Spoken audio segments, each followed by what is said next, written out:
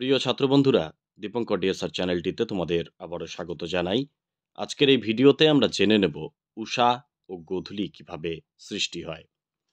যে বৃত্তাকার সীমারেখায় পৃথিবী পৃষ্ঠের আলোকিত ও অন্ধকার অর্ধাংশ মেশে তাকে ছায়াবৃত্ত বলে।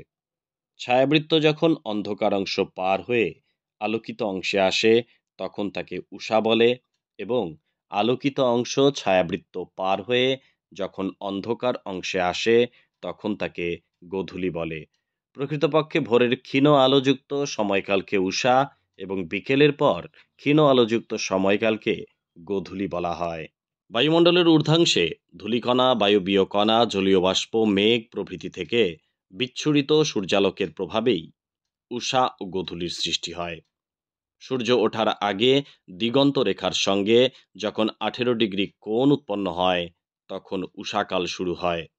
আবার অস্ত যাওয়ার পর যতক্ষণ সূর্য দিগন্তের সঙ্গে 18 ডিগ্রি কোণে অবস্থান করে ততক্ষণ পর্যন্ত গোধূলি স্থায়ী হয়।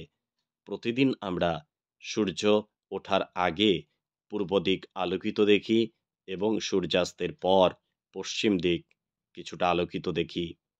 একেই যথাক্রমে উষা ও গোধূলি বলা হয়। ভিডিওটি ভালো লাগলে অবশ্যই চ্যানেলটির সঙ্গে থেকো। ভালো থেকো সবাই। ধন্যবাদ।